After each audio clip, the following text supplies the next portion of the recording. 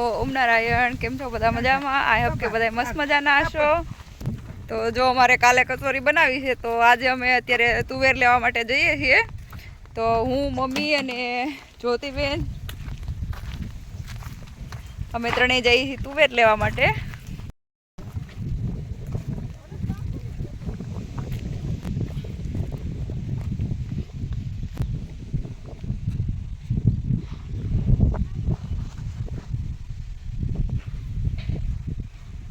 જો ઘણી બધી તુવેર આવી ગઈ છે, તો આપણે તુવેર તોડી લઈએ.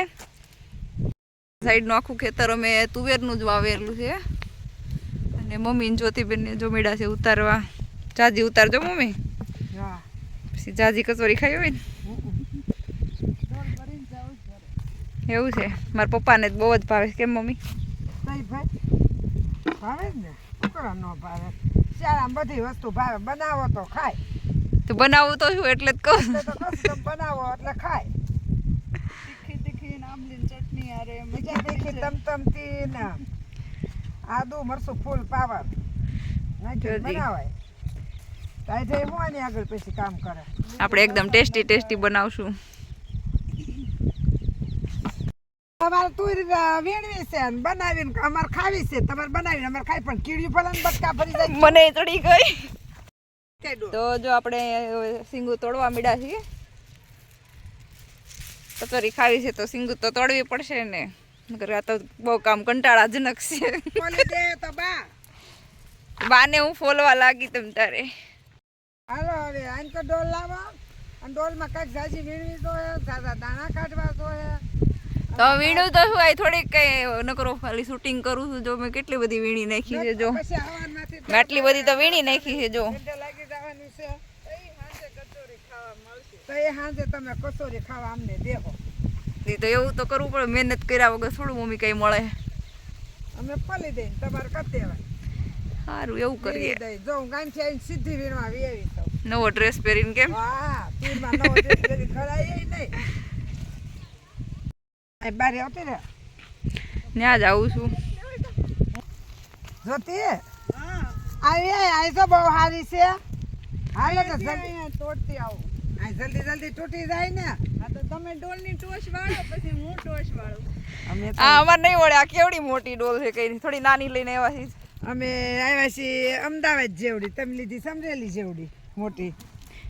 જો તુવેરી બાકી એમાં આવી. જો ગમે જુમે તારે. જો જો હારી જોઈને તુવેર બોલ લે.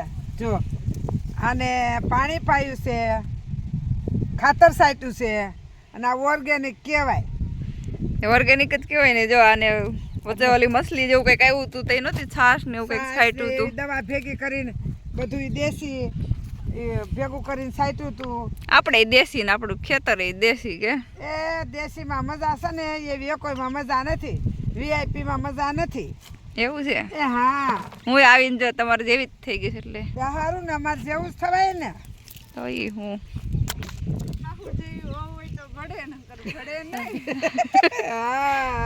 હા તો એવું જ કર્યું. જો ગુરુ કરતા શિષ્ય હોવાય હોય ને, એટલે એને જેવું હોય. તમે અમારા ગુરુ ને અમે તમારા શિષ્ય ને. તારે જો જમાવટ છે અમારે.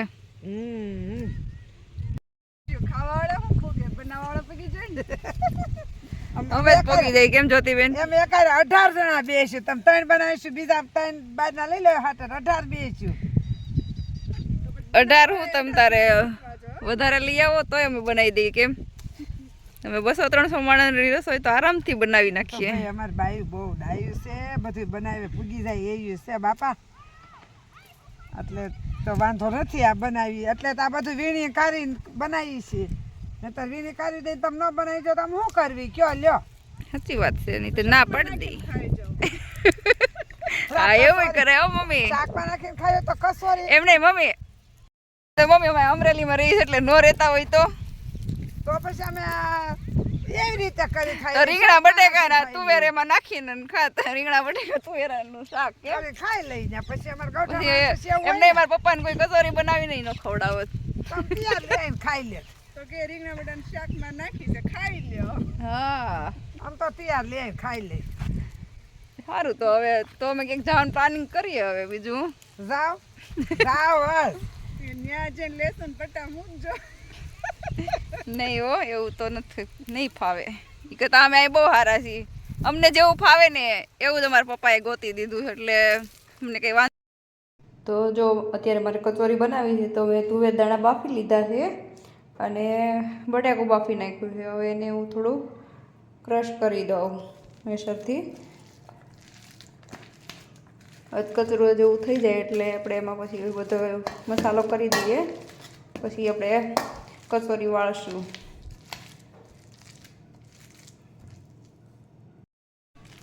તો દાણા બધા મારા જો મેશ થઈ ગયા છે હવે સારી રીતે, તો હવે આપણે એમાં વઘાર કરી દઈએ. તો હવે આપણે વઘાર કરી દઈએ. એના માટે મેં તેલ મૂકી દીધું છે. હા, તો બહુ જ્યાદા તેલની તો કંઈ જરૂર નહીં પડે, બસ આટલું તો ઇનફ થઈ રહેશે.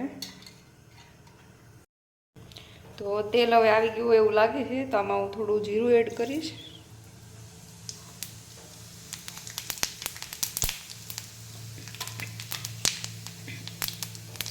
થોડી હિંગ નાખી દઈશ. આપણે નાખીશું એમાં કાંદા,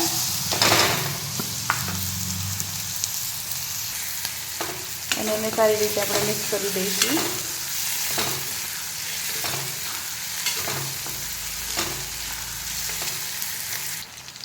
એમાં થોડો મીઠો લીમડો પણ નાખી દઈશું આપણે.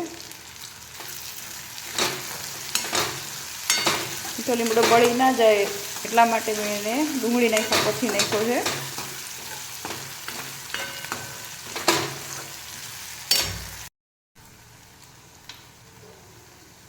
આપણે એમાં થોડી હળદર એડ કરી દઈશું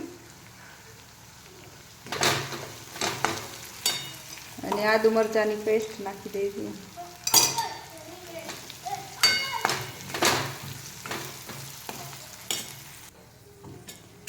આપણી ગ્રેવી હવે તૈયાર થઈ ગઈ છે, તો આપણે એને જે દાણા બાફેલા છે એની અંદર એડ કરી દઈએ અને એને આપણે હવે સારી રીતે મિક્સ કરી દઈએ. તો આમાં સ્વાદ અનુસાર આપણે મીઠું નાખી દઈએ અને થોડી ખાંડ નાખીએ. ખાંડ આપણે થોડી માપે જ નાખશું એટલે બહુ ગળું ના લાગે. અને ગરમ મસાલો, મેં અત્યારે મહાલક્ષ્મીનો ગરમ મસાલો લીધો છે, તમને જે પસંદ હોય એ તમે લઈ શકો છો. ચલો આ બધાને હવે આપણે મિક્સ કરી દઈએ સારી રીતે. તો જો મસાલો તૈયાર થઈ ગયો છે, આપણે આમાં ધાણા ભાજી નાખી દઈએ. હવે તો મસ્ત મજાનો મસાલો થઈ ગયો છે. હવે આપણે એને કચોરીને ભરી લઈએ. તો જો આવી રીતે મેં મસ્ત કચોરી વાળી લીધી છે. આટલી બધી તો બનાવી નાખી છે, હજી બનાવું છું. તો પછી આપણે એને થોડી વાર રહીને તળી નાખીએ એટલે એકદમ મસ્ત ક્રિસ્પી ક્રિસ્પી બની જશે. તો કચોરી બનીને હવે થઈ ગઈ છે રેડી. તો હવે એને તળી નાખીએ. એની હારે મેં બનાવી છે આંબલીની ચટણી અને કચોરી. આજના ડિનરમાં આપણે એ ખાવાનું છે. તો એના માટે મેં તેલ મૂકી દીધું છે ગરમ થવા માટે. તો આપણે કચોરીને તળી નાખીએ. તો તેલ આવી ગયું છે, તો આપણે હવે એમાં કચોરી તળી નાખીએ.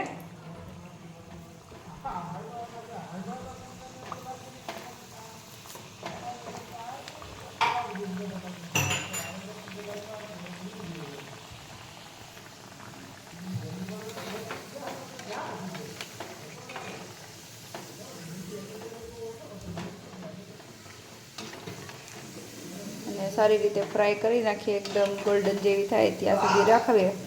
પછી એને બહાર કાઢીને જોઈ લઈએ કે કેવી બની છે. અત્યારથી જ મોઢામાં પાણી આવવા માંડ્યું. કેમ મમ્મી? પાણી તો આવે જ ને. એમાં આજે ઠંડી એટલી છે, પાછી ગરમ ગરમ કસોરી ઠંડી છે, હારે ગરમ ગરમ અળદિયો ખાઈ લો. કસોરી ગરમ ગરમ અને ઠંડી છે, કસોરી ગરમ ગરમ અને અળદિયો ગરમ ગરમ ખાઈ લ્યો. અને આંબલીની ચટણી સો ટેસ્ટ પડે ખાવાનો. એમ જ હોય ને. તો જો કચોરી હવે આપણી થઈ જવા જ આવી છે, એના થોડી વારમાં કાઢી નાખીએ. તો જો કચોરી થઈ ગઈ છે રેડી, એકદમ મસ્ત ફૂલીને ગોળ થઈ છે. તારે જો આપણે ટેસ્ટ કરીને જોઈ લઈએ કેવી બની છે. કે મમ્મી? તો કચોરી થઈ ગઈ છે રેડી, તો હું એને ટેસ્ટ કરી જાઉં. એકદમ ગરમ ગરમ છે, વળી પાછું મોઢું પડી જાય. એકદમ મસ્ત ટેસ્ટી બની છે. મમ્મી જો ખાવા માંડે. તમને કેવી લાગી મમ્મી? બહુ મસ્ત લાગી, પણ ખાવાની એટલી ઉતાવળ છે ને તો ગરમ ગરમ છે ને તોય ખાવા મળે છે. ખાઈ લ્યો. હું ને મારા મમ્મી બે જો કચોરી ચાખીએ ત્યાં સુધીમાં તમે લાઈક શેર અને સબસ્ક્રાઈબ કરી દેજો. આવજો. ઓમ નારાયણ.